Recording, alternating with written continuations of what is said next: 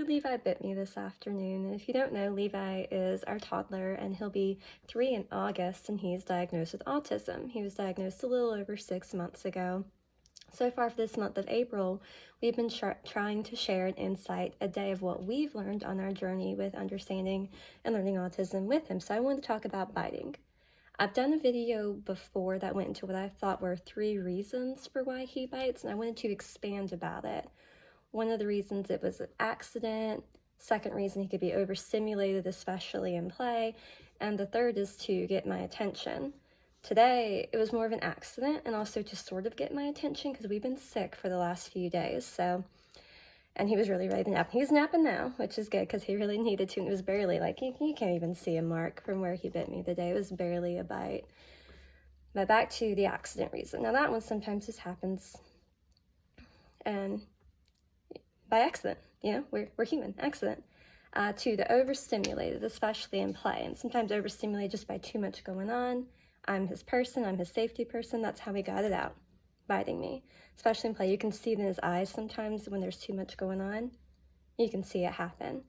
And the third reason about getting my attention, there can be multiple reasons for that. Back several months ago, we were in occupational therapy, and that's what was when biting was particularly bad. I was getting some, like, really bad chomps on my shoulders, leaving bruises, bleeding, and trying to figure out what to do about it. We've tried different chew toys. This is like one of them, and they kind of helped. But we learned a big thing was about doing better transitions from one activity to another. And I'm also still a first-time mom, so I didn't have any kind of experience. My only experience is what I'm doing right now, and that's it. So learn more about transitions. So like when we're leaving the park, me being like, okay, leaving in 5 minutes, and we're going to be heading out the door. Or not the door, out the park gate.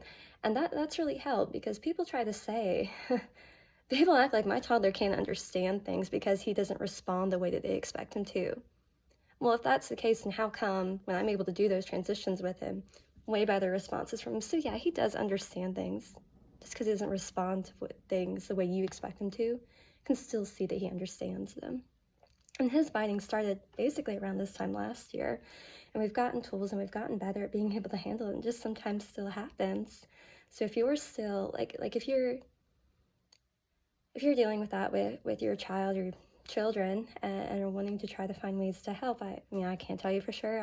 I found practices that helped us through people that worked with him.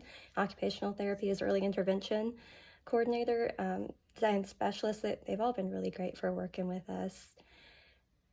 And so if you're going through this, you're not alone. I don't have a bruise from it right now, but I've had plenty of bruises from it before. And I hope you don't feel like a bad parent because it happens. I know it made me feel like I was doing something wrong, and really, you're not a bad parent, especially if you feel like a bad parent because of it, because you're trying to do everything you can and do your best for your kid, and that's what matters. Thanks for watching.